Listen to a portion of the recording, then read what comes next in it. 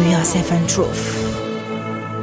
Téléspectateurs, téléspectatrices de la 7 TV, assalamu alaikum. C'est Natango Farimar moo ñëw tey jii pour indi leen xibaar bu neex benn émission bu bees tàkk boo xamante ni dafay ñëw mu ngi tudd Entre nous jeunes di émission boo xamante ni ça va parler de la jeunesse au sens large tey dinañ waxtaan ci société dinañ waxtaan ci culture dinañ waxtaan ci formation éducation ak lépp li nga xamante ni soxal na ndawum Sénégal rawatina Sangalkam yi ñu nekk di ngeen ko am chaque 15 jours les dimanches à partir de 10h fii ci 7 TV avec la 7 radio bien sûr donc mu doon émission boo xamante ni pour ndaw ñi la seen boss la donc xaar leen ko bu leen ko tardé merci beaucoup.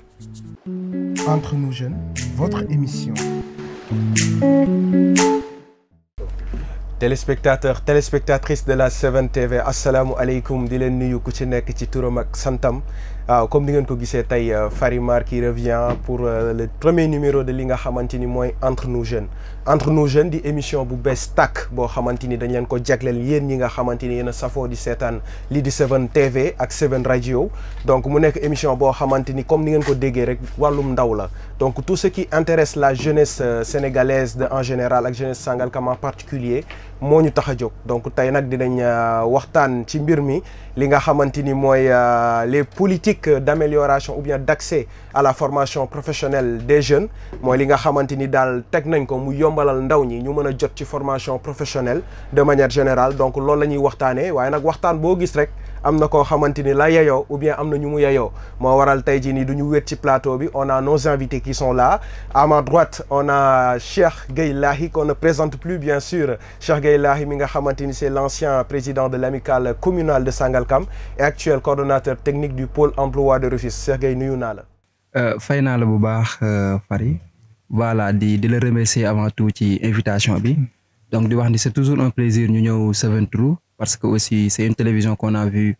naître et grandir mu nekk suñu fierté aussi en tant que habitant de Sangalkam ñu gis télévision am na fi di liggéey bu extraordinaire donc de passage maa ngi nuyu mon frère Mouhamadou Fodé Gassama di féliciter le directeur général ak l'ensemble des agents yi nga xam ne ñoo fi liggéey voilà di la remercier bu baax ci émission bi nga xam te moom nga ñu invité di wax ni lépp luñ fi wax yàlla na nekk li nga xamante ni moom mooy bénéfice pour ñi nga xam ñoo ñuy déglu di profiter aussi du nuyu ñi nga xam te ne ñoom laa bokkal plateau bi te nga war leen présenter léegi merci beaucoup.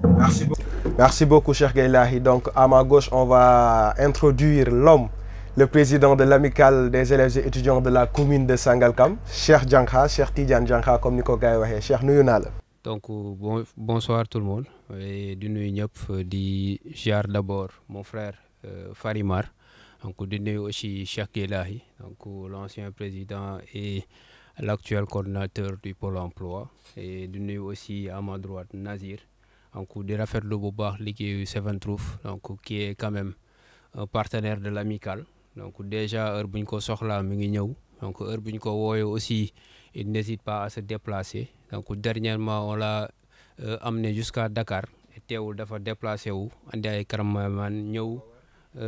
defal ñu luñ bëgg yëpp et ñu ngi remercier ñëpp ci directeur général bi et aussi di remercier Fodé Gassama donc ci accessibilité bi et aussi di ñaan yàlla lépp luñ fi wax rek mu nekk ay kàddu yoo xam ne dañuy jëriñ ñun ñëpp. jërëjëf donc ci noonu aussi ñu présenter ki nga xamante ni mooy suñu chroniqueur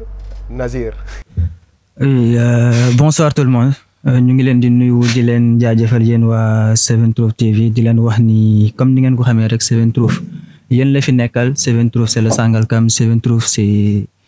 disons que c'est le Sénégal. ñun fa leen jëm quoi. di jaajëfal Farimar mi nga xam ne tey jii nii olof day naan lépp loo gis am na lu ko waral donc jotaay bi ni tey jii nii bu demee ba am Farimar moo ko waral. di jaajëfal aussi ñi nga xam ne bokk na ak ñoom plateau bi muy Cheikh Okare kenn ki di Cheikh Tidiane Diankha kenn ki aussi di suñu grand Cheikh Gueye Lahi di leen wax ni dal leen ak jàmm. 7 Truth mu ngi nii 7 Truth ñëpp la 7 Truth Sangalkam la di ñaan yàlla aussi li nga xam ne tey jii nii soob nañ ko te mu nekk suñu première émission yàlla jàppale ñu si ba mu wéy en tout cas pour l'instant daal loolu moo fi taxagum di leen wax ni aussi thème bi les politiques d'amélioration de l'accès à l'information professionnelle des jeunes voilà donc tey jii nii loolu nekk na loo xam ne tey jii nii muy Cheikh Okare képp ku nekk si ñoom tey jii nii am na loo xam ne war na ko cee mën a wax waaw di leen jox dig daje léegi rek incha allah. jaajëf tey jii nii sama waa ji di la jaajëfal bu baax encore une fois de plus donc je pense que brossé nga déjà sujet li nga xamante ni moo ñu fi indi tey donc tey ku ci nekk aussi am na looy représenté Cheikh Dianka en tant que président actuel de l'amicale maire de Sangalkam muy AEX Cheikh Gueye Lahi di ki nga xamante ni mooy coordonnateur technique du pôle emploi de Rufisque donc ñoom ñaar ñëpp boo leen déggee xam ne thème bi nga xamante ni mooy les politiques d'amélioration de l'accès à la formation professionnelle des jeunes parce que Sénégal toll nañ tey ci jamono joo xamante ni étude supérieure peut-être am na benn marée bu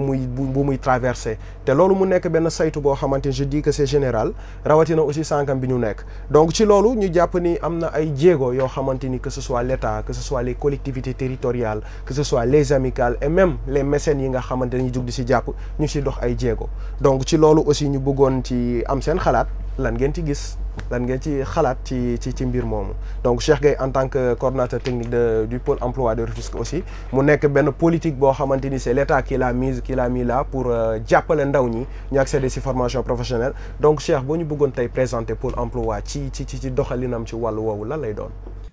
Merci beaucoup Fary ci question bi ak ci pertinence problématique bi nga xamante ni posé nga ko. Voilà dama koy faral di wax man c'est toujours un plaisir ñu may interpeller si lu jëm ci côté formation professionnelle au Sénégal parce que aussi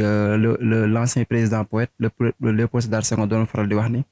l'éducation et la formation sont au début à la fin de tout processus de développement maanaam lépp lu waay ci def ci àdduna bi bu ci boolewul éducation boolewul ci formation je crois que doo ci am compétence te boo ci amul compétence rek résultat escompté bi nga xamante ne moom ngay xaar donc duñ ko am. loolu moo waral aussi le Sénégal comme les autres pays du monde aussi a ce défi-là de la formation maanaam xale yi nga xamante ne ñoom ñoo nekk ci réew mi et que dernier recensement bi aussi montré ni tey la population sénégalaise est excessivement jeune donc nan la ñuy def ba xale yooyu noonu ñu tàggat leen bu ko defee ñu mën a jëriñ seen bopp jëriñ réew mi donc ci loolu nag comme ni nga ko waxee man yàlla dafa def en septembre 2021 ñu nommé ma en tant que coordonnateur technique du pôle emploi. Donc mu nekk honneur nekk satisfaction parce que aussi man je suis un jeune du département Sangalkam laa dëkk Tëngéej fi laa jàngee Tëngéej laa jàngee donc bu ñu nee ba fii servir rek donc honneur lay nekk si ñun. Le pôle emploi nag c'est un nouveau dispositif qui est né en mars 2021 donc mu judd ci contexte boo xamante ni Sénégal vous vous rappelez tous des manifestations de mars 2021 jeunes yu bëri protesté génne ñu laaj leen ñu ne ñoom gisuñu seen bopp ci réew mi ni muy doxee gisuñu seen bopp ci structures yi nga xamante ni état moom moo ko teg. Que ce soit mu nekk des structures de formation d'emploi et de financement ñu ne ni muy doxee ñoom gisuñu seen bopp c'est vrai que structures existé nañ mais ñoom daal sentiruñu structures yi pour ñoom la loolu bi mu amee le président avait répondu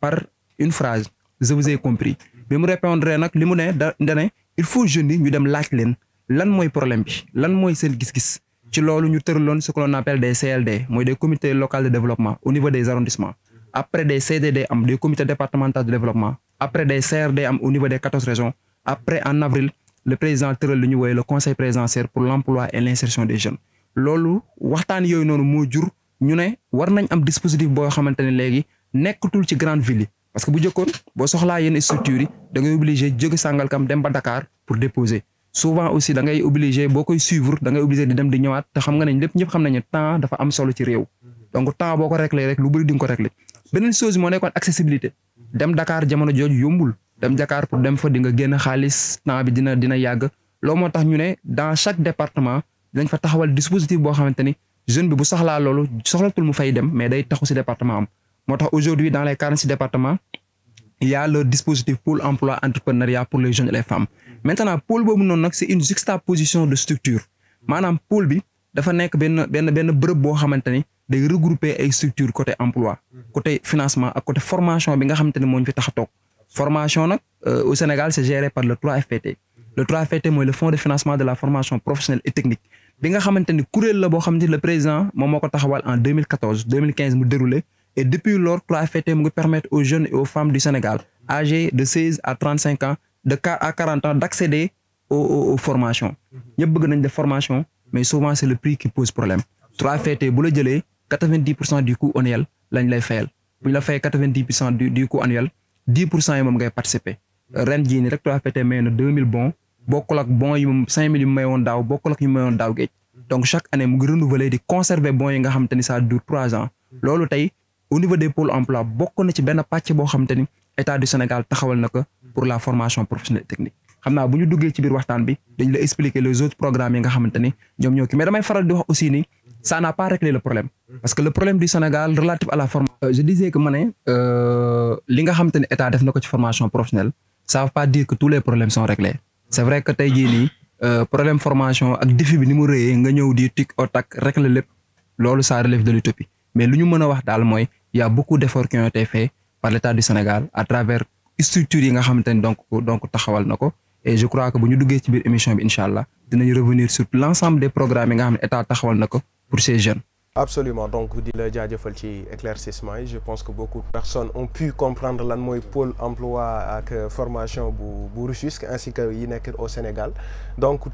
Cheikh en tant que président d'amicale communale est-ce que maintenant yow yooyu noonu gis ngeen ko yéen a ngi koy sentir en tant qu'étudiant. Alors déjà di wax ni c'est des procédures qui ont été faites et des actes qui ont été posés et d'une part qui a répondu aux multiples problèmes que rencontraient beaucoup de jeunes. Maintenant, ici dans la commune de Sangalkam, dañu am ay réalité mooy ñun formation professionnelle daf ñu mës a accessible. Ça moom quoi qu'on puisse dire à travers les structures qu'on a au niveau départemental et local. On reçoit l'information, on la partage et heure dépôt bu jotee aussi on fait les dépôts comme on doit le faire. Donc accessibilité par rapport à ce qu'il vient de dire, par rapport aux bourses de 3FPT, cette année-ci déjà l'exemple pertinent rek donc on a eu pas mal de jeunes de la commune qui ont eu l'information et qui ont déposé au niveau du pôle emploi et entrepreneuriat de Rufisque et ça c'est une solution par rapport maintenant à autre chose et aussi en ce qui concerne toujours cette formation au niveau de la commune de Sangalkam je pense que l'État mi ngi ciy def 50% wala boog mi ngi ciy def li ko war à 100%. Maintenant c'est à nous genre les autorités locales aussi leur rôle par rapport à ça leur responsabilité par rapport à ça leur rôle et la responsabilité des associations aussi que ça soit volet pédagogique et social loolu aussi dafay impacter par rapport à ces formations professionnelles mais en ce qui concerne l'objectivité les actes qui ont été posés par l'État on reçoit l'information on la véhicule et képp ku ci war a def dépôt aussi di nga dem defi dépôt maintenant c'est la loterie on ne promet pas à tout le monde que di nga am par la force déjà 2000 bons ça ne suffit pas pour toutes les jeunes si on calcule toutes les jeunes qui sont au niveau du Sénégal 2000 bons de la 3FPT ça ne suffit pas mais ku ci sa wërsëg nekk ak sa chance rek di nga ko am donc et aussi c'est ce qui est important maintenant c'est à nous-mêmes de voir quelles sont les politiques de développement au niveau local yu ñu mën a poser via les autorités via les associations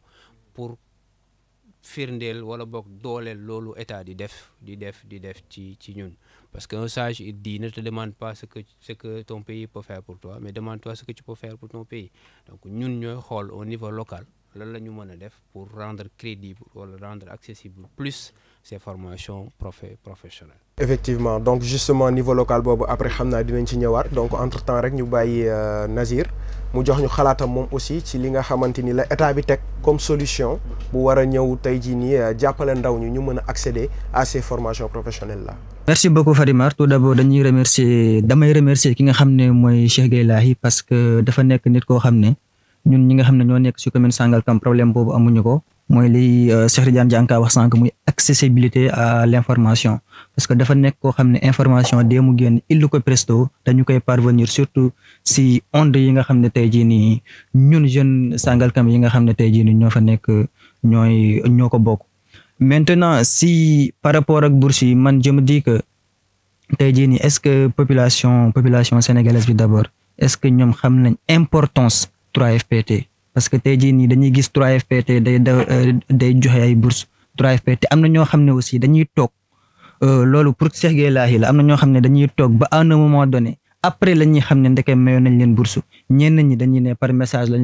ñuy jot ñenn ñi par mail am na ñoo xam ne même seen biir année scolaire dañuy commencer fay ba à un moment donné ñoom waa administration bi ñoo leen di yëgal loolu noonu aussi Cheikh Tidiane Dianka est-ce que ñoom rôle boobu noonu est-ce que tey jii nii amicale yi ñoom ñu ngi dem direct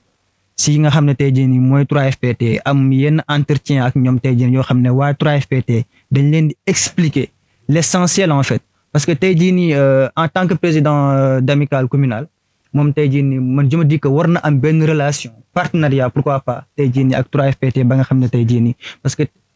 amical communal tey jii nii commune bi la géré tey jii nii 3FPT fële mu nekk muy département de Rufisque donc tey jii nii je me dis que c'est tout dans Sangalkam tout dans Sénégal maintenant tey jii nii est-ce que ñoom waa 3FPT parfois dañuy gis ay amical yoo xam ne dañuy ñëw pour ut yenn information yi et au-delà de bourse yi nga xam ne tey jii nii ñu ngi koy joxe pour étudiants yi formation yi am na par moment yeneen formation yoo xam ne tey jii nii yu parallèle yoo xam ne étudiants yi aussi war nañ see mën a bénéficier wu aussi ñoom ñi nga xam ne tey jii nii moom mi nga xam ne mooy coordonnateur technique est-ce que moom tey jii nii amul rôle boo xam ne war na mun a jouer loolu si diggante tey jii nii étudiants yi amical bi ak waa 3FPT. Absolument donc di la jaajëfal bu baax ci li nga wax parce que je pense c'est très important tey jii nii nit ñi mën a cerner li nga xamante ni mooy 3FPT en tant que tel parce que bon ñu si bëri peut-être li ñuy xam rek mooy commencé nañu dépôt yi nañu fanaan yi nañu déposer lii mais est-ce que réellement xam nañu 3FPT naka lay fonctionner ak naka lay évoluer ba nga xamante ni ñoom dinañ mën a am ci bourse yi nga wax te je pense que li nga wax ni Cheikh Gueye dina ci indi ay leeral concernant tey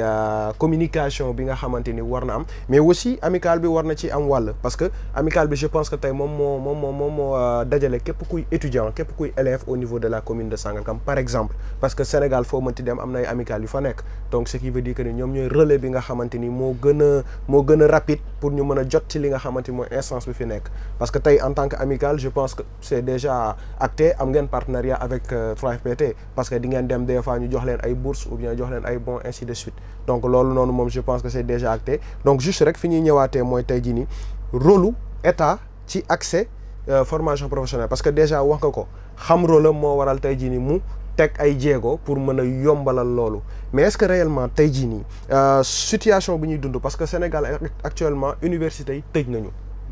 pour des raisons qui bon à chaque fois nga dégg lii la lële la mais jusqu'à là mënuñu la ne effectivement lii moo tax université yi tëj mu nekk loo xamante ni tey jii nii dafay delloo dëkk bi ginnaaw parce que quoi parce que l'éducation tey est l'arme la plus puissante pour changer le monde disait notre parrain Nelson Mandela que nous rendons hommage donc yaakaar naa ni tey jii nii sa bu ñu demee ba Sénégal ñu tëj suñuy université bu ñu demee ba Sénégal étudiants yi amatul lu ñuy def te la plupart la majeure partie de ces étudiants là amaana amuñu possibilité wu accéder 3FPT ou bien amuñu possibilité wu fay seen formation donc là fan la rôle état bi situé ci loolu Cheikh Gueye. Merci beaucoup Fary encore une question très pertinente voilà de passage aussi may remercier Nazir par rapport ak témoignage yi nga xamante ne def nañ ko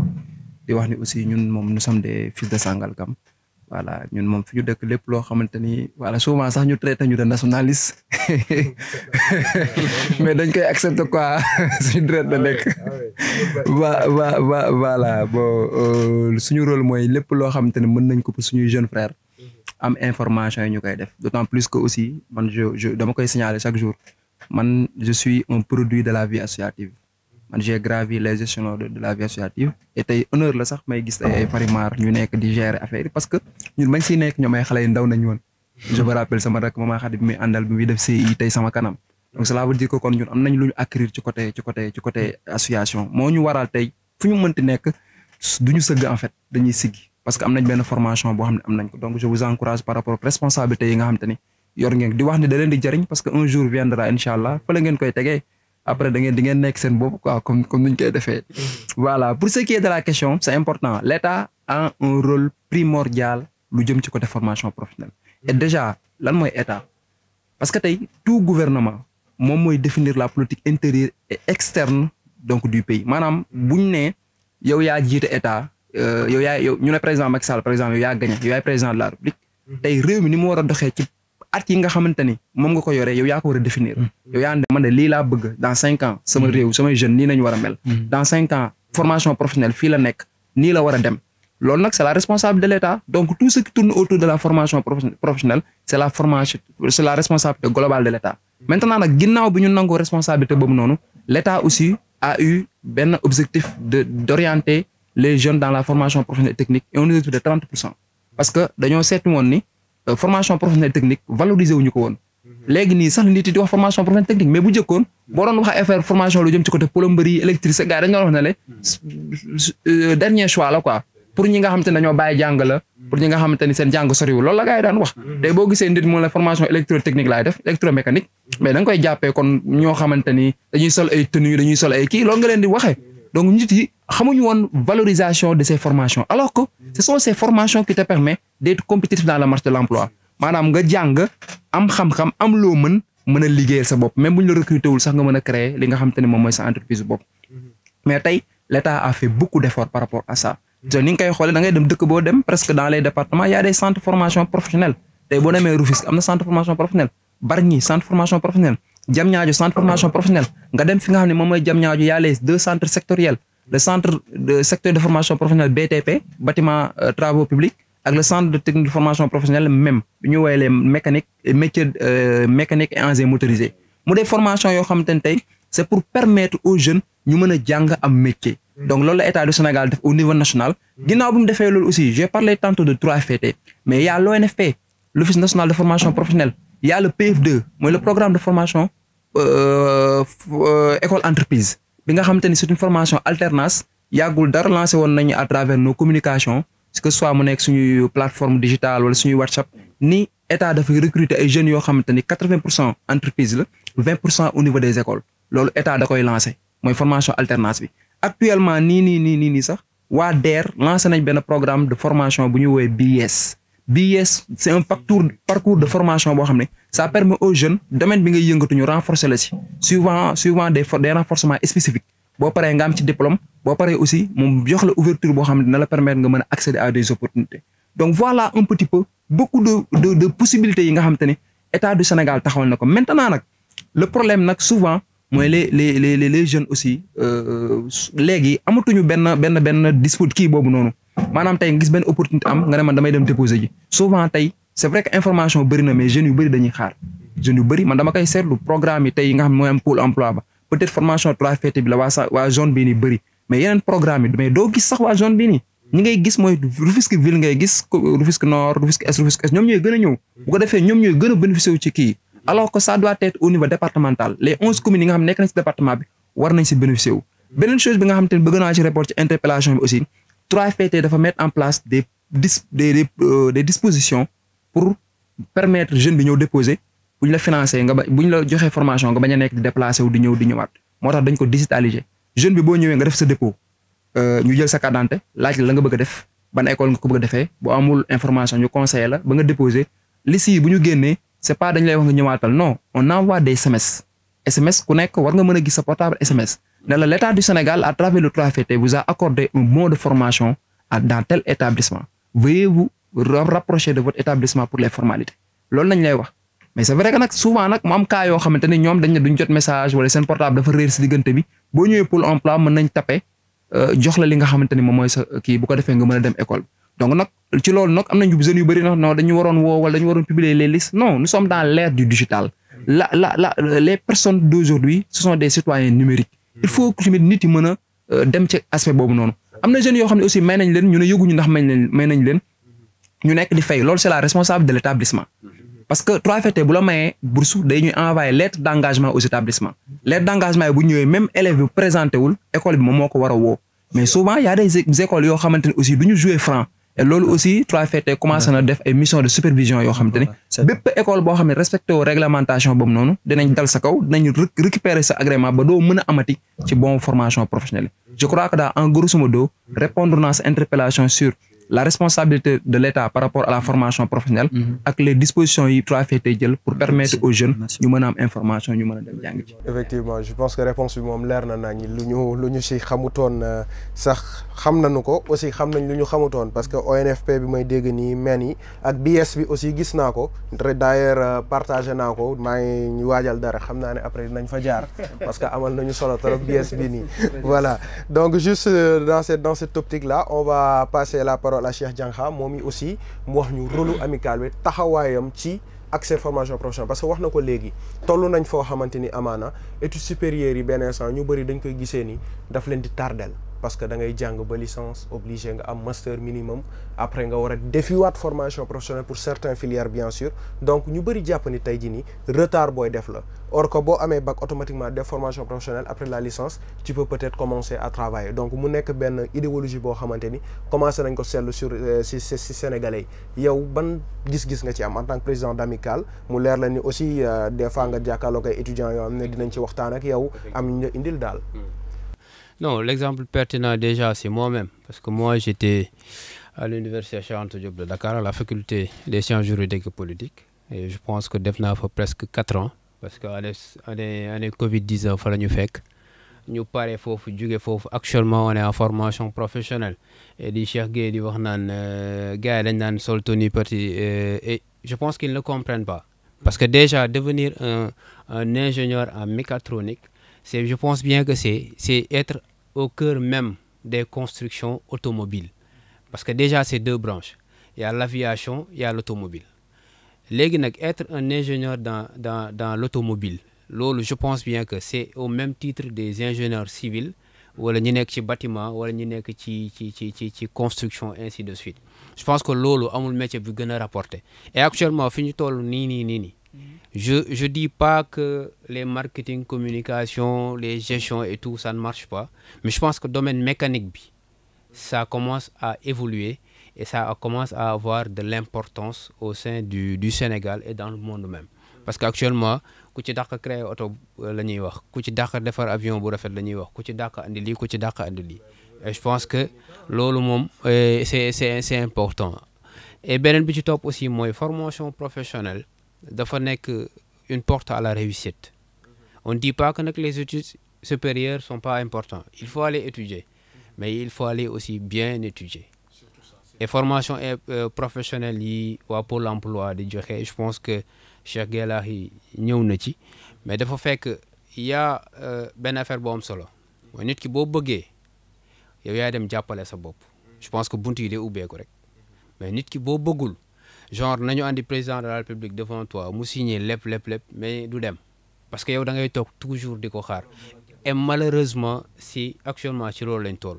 Il l'a dit, il publie. Moi je pense que je suis la première personne qui lit ses statuts donc c'est la première fois que je le dis parce que pourquoi parce que opportunité yi ci am yëpp c'est pour transmettre aux jeunes. Maintenant nag da ngay transmettre def statut nga gis benn Nasir bu lii statut kii dafa soof ay bind yu bëri rek lay dugal fekk bind yu bëri yooyu noonu c'est des opportunités et je pense que c'est des détails mais c'est très important parce que en tant que président de l'amicale des élèves étudiants de la commune de Sangalkam par jour li may dugal ci ay affaires je pense que li si ëpp mooy Pôle emploi laa koy jëlee groupe boo xam ne moom moo ko créé pour dugal les informations loolu je les partage chaque jour que je fais et heure bu ma ci amee opportunité aussi dama koy partage moom aussi parfois dama koy envoyer message PV ne ko mais Cheikh lii ak lii kat bëgg nañ ko lii ak lii kat bëgg nañ ko mu ne ma defal lii est-ce que yaa ngi comprendre donc loolu c'est des procédures yoo xam ne en tant que président de l'amicale aussi je les pose pour juste apporter des opportunités aux jeunes. Beneen bi ci topp aussi mooy formation professionnelle dafa dem ba importance bi mu am gars yi xamuñ ko genre tu fais des démarches pour am ko tu fais des démarches pour permettre aux étudiants ñu am ko mais da ngay ñëw tu apportes les bourses là ñu ñëw par benn ngay am benn ñaar ñett wala nga am par exemple 10 bourses 5 nga ciy joxe mu jég yow 5 yi la dese da nga koy jël nga jéem ko partager ñeneen wala boog nga gis ko xam day engagé ba pare ba dem ba commencer formation professionnelle bàyyi nga wax mu ne non dama xool ba xool mais formation yi daf may tardé je pense que importance boobu noonu la gars yi xamul et ça il faut que gars yi jeunes yi xam loolu beneen bi mujj aussi ci formation professionnelle lu ci gars yi mën a def ci opportunité te digital il faudrait que ça soit benn volonté de soi il faut que gars yi jóg dem wutil seen bopp parce que boo jógee bëgg ko dina la jaral nga def lépp mais boo ko bëggul aussi état bi day teg suba benn jeune mooy jóge fële non état bi tegul lu leer fekk teg na lépp booy ci boppam ñoo amul opportunité ak volonté dem vers l'information et je pense que c'est ce qui est très important et loolu gars yi dañ koy fàtte. donc volonté aussi mu nekk problème boo xamante ni tey jii ni jeunes yi parce que léegi Cheikh Gueye Lahi wax na ko dafa jàpp ni peut-être ndaw ñi amaana ñu gisatul seen bopp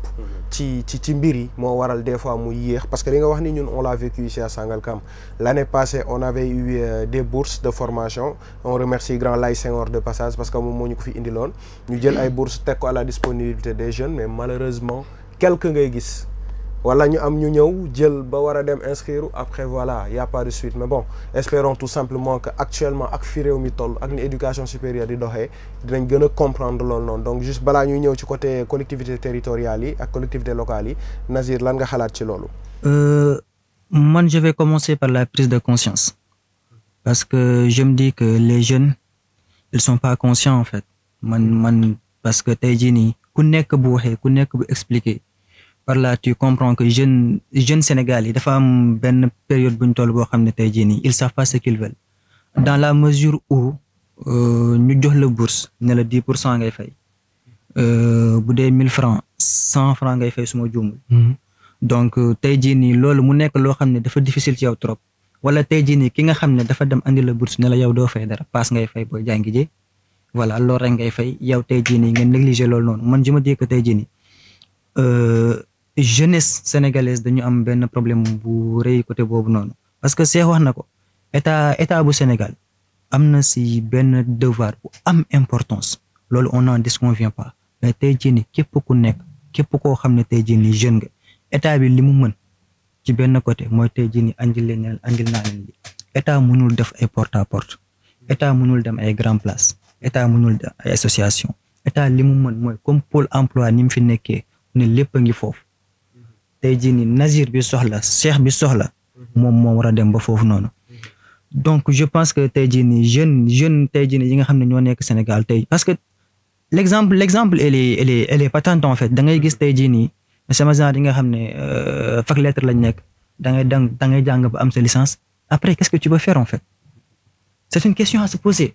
tu as ta licence à la faculté des lettres et sciences humaines à l'UCAD boo génnee tey jii nii voilà j'ai mon diplôme d'accord mais qu'est-ce que tu sais faire dans la vie non en fait tey jii nii buñ tollee ci waxtaan faut savoir après le chat de par son nom tey jii nii soo paree ci loolu tu seras obligé nga demaat defi formation effectivement beneen 3 ans wala beneen 2 ans wala beneen 6 mois boo xam ne tey jii nii da nga koy defaat alors que am na ñoo xam ne tey jii nii depuis le début dañuy marier formation bi ak jàng bi peut-être ñeneen ñi duñ ko mën mais ñeneen ñi dañ ko mën maintenant loolu noonu man je me dis que étant jeune nga nekk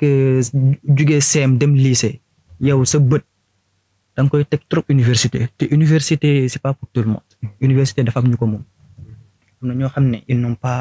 n'ont pas leur place à l'université je suis vraiment désolé ñëpp nag mën nañ jàng te je me dis que ku jàng ba dem université bon t'es pas nul en fait mais tey jii université c'est pas pour tout le monde dafa am ay domaines yoo xam ne je ne dis pas parce que je ne dis pas que les études supérieures sont mauvaises en fait mais dafa am tey jii nii loo xam ne boo ci nekkee il faut nga xam li nga bëgg tey jii nii da ngay gis benn Cheikh Tidiane Dianka bu nekk tey jii nii UCAD moom le fait que moom étudiant la rek moom loolu doy na ko tey jii nii il pense pas à demain il pense pas à demain tey jii nii il est appelé à devenir quelqu'un voilà à fonder une famille à être quelqu'un en fait dans sa vie surtout dans sa famille surtout tey jii nii dans sa localité parce que tey jii nii mën naa ne plateau bi ñu fi toog ñëpp ay leader lañ tey jii nii ku nekk tey jii nii bëgg na benn image bi tey jii nii bëgg na benn vision bi ñi nga xam ne tey jii nii mooy ay rakkam wala ñu bokkal ko ñu ngi koy am ci moom chaque semaine chaque week-end nga boot sa sac ne maa ngi dem UCAD mais tey jii nii 3 ans après 4 ans après tey jii nii yan compétence nga am d'où l'importance des formations techniques tey jii nii yow il n'est pas dit que tey jii nii peut-être gars yi ni ñu jàppee mécanicien wala plomberie wala maçon wala électricité mooy ki nekk ci daaj mi rek affaire yooyu noonu kooku dafa dem am nu mu ko jàngee mais formation bi lim lay permettre mooy dafa am noo koy jàngee da nga koy jàngee noonu ba pare jàngee ko neneen nga am si certificat boo xam ne tey jii nii entreprise bu taxaw mën nga ñëw kaa ñu liggéey ak sa marché tey jii nii bu boobaa lépp ci contrat lay doon lépp day leer je pense que te adduna bi tey jii nii moo évoluer ba foofu noonu Cheikh wax na ko sànq monde bi daf évoluer si digital lañ toll nañ nangu évoluer c'est ça en fait nañ nangu évoluer buñ ne tey jii nii dëgg la suñuy maam yi li fi amoon en fait mais faut savoir évoluer avec le temps et le temps passe tey jii nii jeunes yi balaa ñu ko xam balaa ñu ko xam tey jii nii mën naa ne je sais pas trop tard aura joué son rôle te loolu dafa nekk loo xam ne aussi tey jii nii jeunesse bu Sénégal war nañ ci bàyyi xel trop parce que le temps passe inexorablement et vite très vite même. Parfait. D'accord léegi balaa ñuy continuer ci loolu parce que temps bi daf ñu xaw a xooj on va juste prendre Cheikh Gueye Lahi mu wax ñu ci moom de par son expérience parce qu'il était quand même le président de cette amicale là bi ngay diriger actuellement moom tamit mu gérer ko avec de tels problèmes wax dëgg neex yàlla donc moom lan la ci gis ak tey boo doon proposer qu'est-ce que tu aurais proposé comme solution Cheikh Gueye Lahi. Bon, maa ngi ree sax merci beaucoup ci question bi je vois que dégg naa le plaidoyer donc du président de l'amicale des étudiants de la commune de Sangalkam et c'est un très bon plaidoyer aussi et c'est son rôle aussi c'est son rôle quand même de poser les problèmes auxquels ils sont confrontés man je l'ai toujours dit man je continuerai à être un membre de l'amicale parce que amicale man lu ma defal amicale bi jabar sax may na ma ko mooy faral di ko wax quoi naa man sama non mais c'est important sama soxna sax si amicale bi laa ko xamee dama dem Dakar di jàng ji mu dem Dakar di jàng ji ma gisante ak moom ci activité journée d'intégration amicale laa ko gisee fa laa ko jëkk a xamee tey moo nekk sama jawat ba amal ma doom cela veut dire kon amicale desalatuma dara donc structure bu la defalee loolu noonu tey mais c'est normal structure boobu noonu nga veiller c'est vrai que personnellement il y a beaucoup de choses yoo xam ne man duggatuma ci parce que aussi j'ai des responsabilités administratives yu bëri duggatuma ci mais quand je vois l'amicale muy am yenn problème yi daf may metti parce que en fait ñun dañu daan faral di wax ne l'amicale la mairie c'est le premier partenaire de l'amicale mais partenariat dafa am ci lu muy doxee mooy la mairie doit être dans les dispositions mais d'accompagner les étudiants de la commune de Sangalkam te tey loolu noonu tey warul sax entrer dans des situations de conflictuelles mais des subventions mais ñun on a géré l'amicale ay subventions noonu ceeb d'une mais yooyu c'est des musul nekk problème c'est des détails ça a toujours été des détails moom xama si dara nekkoon nga fa bi ñu jiitee amicale bi dañ doon jël ay matelas ceeb diwlin chaque année dañ doon dugal ba amatuñ fuñ ko dugal yéen amicale yi sax ñoo leen doon may ay ceeb ñoo leen doon may diwlin wala dara parce que on était pas dans ces nos activités on l'organisait ñun amicale communale sax dañu organiser journée d'excellence amicale communale journée d'intégration yi on avait beaucoup de moyens parce que on avait derrière un partenaire à ce niveau aussi vos problèmes là man lu ma gis mooy c'est à la municipale de prendre ses responsabilités et j'en profite aussi sur cette émission pour les interpeller pour leur dire que étudiants yi ce sont des habitants de la commune de Sangalkam ce qu'ils revendiquent là c'est leur droit parce que la commune de Sangalkam tey dafa am responsabilité ci éducation ak formation nañ leen jàppale leur logement nañ leen jàppale seen parce que aussi le contexte actuel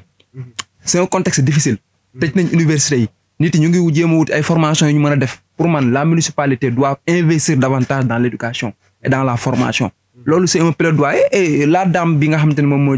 jiite la commission formation madame Thioro Gueye aussi elle a une responsabilité par rapport à ça on leen interpellé wuñu ko étudiant interpellé wuñu ko parce que moom nii la tudd nii la sant non dañ ko interpellé parce que dafa yor ay responsabilités au niveau communal le maire l'équipe municipale man je leur conseille de revoir leur démarche ak seen politique vis-à-vis des étudiants nañ woo étudiants yi waxtaan ak ñoom jàppale leen parce que commune boo dem actuellement dañoo copier ci Sangalkam ñu ngi toppatoo seeni étudiants mettre leen dans de très bonnes conditions di leen accompagner et je crois que ne Sangalkam warul tomber dans ce piège là nous avons une grande commune qui a des étudiants yoo xam ne ñun dañ la war a accompagner ëllëg ñoom ñooy revenir defar suñu commune bi et loolu je crois que ne maire sax daf ci war a fier pour def ko loolu daal parce que man j'ai de très bons collaborateurs là-bas ay gens ñoom ñëpp damay déggante ak ñoom mais je leur interpelle directement pour leur dire que étudiants yi. pour Nazir ma laaj sa xalaat nga tënkaale ko rek parce que instant bii nii moom on approche de la fin loo ci xalaat rek de manière très brève. Je me dis que problème bi tey jii nii d'abord dafa am koo xam ne foog mu remercier ko parce que celle qu'on appelle la maman des étudiants madame Diallo bu ISI parce que peut-être étudiants yi xamuñu ko peut-être ñi nekk ISI ñoom peut-être bien ñoo ko xam man mi nga xam ne sax benn at laa fa jot a def xam naa bu baax naka lay jàppale étudiants yi nga xam ne ñoo nekk ISI parce que madame Diallo elle a tout fait elle a tout accepté de passage madame Diallo maa ngi koy nuyu bu baax a baax di ko wax ni Sangalkam aussi ñëpp képp kuy étudiant surtout tey jii nii je prends Cheikh Tidiane Dianka en témoin tey jii nii Sangalkam amul kenn koo xam ne tey jii nii mu ngi koy bàyyi ci remerciement bi parce que gis nañ ni muy jàppale étudiants yi tey jii nii Cheikh Tidiane Dianka man li ma bëggoon xam d'abord mooy est-ce que tey jii nii municipalité xam nañ ñi fi nekk nii xam nañ bu baax que ni tey jii nii obligation la li ñu war a defal étudiants yi ñu defal leen ko. En tout cas obligation la ou pas je pense que loolu moom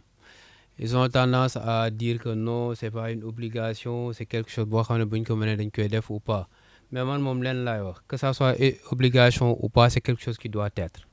parce que ay nit mënoo leen loger ñu nekk ci bërëb duñ lekk duñ naan loolu moom c'est impensable beneen bi ci topp aussi mooy mënoo am une ancienne équipe mu ñëw di def ay affaire yow nga bëgg a wàcc kooku man je pense pas que mu nekk loo xam ne quand même c'est une objectivité Cheikh Gueye nekk maire comprendre nga di def ay affaire ma ñëw nekk maire ne non Cheikh li mu doon def da koo nangam non loolu c'est pas une objectivité et je pense que loolu c'est important gars yi xam ko c'est une obligation. Pourquoi? Parce que l'État c'est une continuité et c'est l'ancienne équipe qui le faisait donc c'est quelque chose qui doit continuer. Donc je pense que loolu ñëpp xam nañ ko donc étudiants yi ko xamul woon naan mairie bi li ñuy def ak li ñu dul def maintenant Cheikh Tidiane Dianka nee na obligation la je répète obligation la pour mairie bi jàppale étudiants yi nga xam ne tey jii nii ñoom ñoo jóge Sangalkam donc waaye municipalité bi di leen wax ni éducation dafa nekk loo xam ne tey jii nii warul frel ci dëkk tey jii nii éducation war na nekk li nga xam ne moo war a nekk base moo war a nekk fondement nekk na loo xam ne tey jii nii moo war a gën a solide ci biir dëkk di leen woowaat rek di leen wax ni population Sangalkam jeunesse bi tey jii nii dañu soxla jeunesse bi dañu soxla te tey jii nii soxla nañ tey jii nii ëllëg ci biir tey jii nii fépp fu nit di nekk fépp fu nit di taxaw tey jii nii benn jeune boo xam ne tey jii nii ressortissant de Sangalkam la boo xam ne moo fa nekk Cheikh Gueye Laye wax na ko léegi moo ngi koy ndamoo nee na formation professionnelle bi mu def à travers mairie Sangalkam la ko amee man j'aurais aimé fekk 5 ans 10 ans man aussi ma def ni moom ci plateau bi pourquoi pas ci émission bi pourquoi pas ak ñeneen ñoo xam ne tey jii nii ñu ngi Sangalkam donc di leen woowaat rek di woowaat ñi nga xam ne ñooy municipalité Sangalkam ak surtout autorités yi nga xam ne tey jii nii ñoom mën nañ aussi dox loolu noonu biir Sangalkam parce que buñ jël lépp aussi bàyyi ko ci loxo municipalité parce que am na ñoo xam ne ñu ngi Sangalkam fii nii war nañ see mën a teg benn coup de pouce bu ndaw boo xam ne dañuy jàppale képp kuy jeune boo xam ne tey jii nii mu ngi Sangalkam. di la jaajëfal bu baax donc Cheikh looy tëjee. En tout cas déjà di remercier Seven Trouve pour l'occasion et di wax ni au nom de l'amicale des élèves étudiants de la commune de Sangalkam donc nous lançons appel à tous les acteurs de la commune képp ku nga xam ne nii commune bu Sangalkam mës na def dara pour yow donc c'est l'heure pour toi de rendre à César ce qui appartient à César et aussi tous les acteurs aussi les porteurs de voix donc ñi nga xam ne daal en tout cas ils peuvent faire quelque chose pour leurs jeunes donc di profiter aussi de l'occasion pour remercier le DG du CICES Salif Keita donc qui a fait quelque chose aussi boo xam ne ça a encouragé et ça a félicité. Et aussi récemment aussi il y a beaucoup de choses qui se préparent avec lui et Inch'Allah on va y travailler ensemble donc di féliciter aussi tous les autres acteurs yi nga xam ne ñu ngi def de près ou de loin donc ci mel ne Alioune Keita aussi mi ngi def lu am solo et loolu aussi c'est des gens yoo xam ne on a besoin d'eux parce que ñun on n'est pas des acteurs yoo xam ne on a un objectif lucratif on l'a pas amul lu ñu lay fay ci amical bi da ngay def les démarches qu'il faut par la suite ñoom ñi nga xam ne am nañ yàlla jox na leen ñoom ñoo war a ñëw jàppale gars yi et aussi li am solo aussi mooy l'amicale des élèves étudiants de la commune de Sangalkam ce qu'il a eu à réussir durant ces années je pense que amul benn association wala amul benn équipe bu ko mës a réussir former des cadres yu nga xam dañu ñëw di servir dans cette même localité je pense que loolu amul kenn ku ko mës a def ne serait-ce que les cours de vacances yenn saa yi nga formé ci koo xam ne bu toogee di exercer rek affaire yi day yéeme donc Cheikh Gueye Laye aussi il a eu à former des gens yoo xam ne man ci la bokk keneen ak keneen ci la bokk tey ñu ngi nii di def quelque chose de magnifique loo xam ne mën nañ ko quand même poser actes yu rafet donc tous les acteurs on a notre programme annuel et Inch'Allah bientôt on sera dans les activités donc lu ci mel ni ay forum d'insertion professionnelle ay activités ay journées d'excellence yu mel noonu ñu ngi ciy woo ñëpp képp ku nga xam ne ñi ci commune bi nga dëkk rek ñun la ciy woo amul xaaj amul seen amul fii la far amul faruma fee amical ku ci nekk y a pas d'appartenance politique parce que appartenance politique fu mu dugg ça va diviser division bu amee di ngeen ànd sax bëgg am benn objectif mais du mës a sotti parce que kii day jàpp fii kii jàpp fee kii jàpp fee fi may tëjee aussi mooy remercier toute mon équipe wax dëgg neex yàlla donc commencer par le vice-président jëm ci commission yëpp bàyyuma benn commission donc di leen lancer un appel aussi ñoom nañu gën a jàpp déjà ils font un travail remarquable muy pédagogie muy social muy beneen ak beneen ils font un travail remarquable donc nañ ci gën a jàpp nañ ci gën a def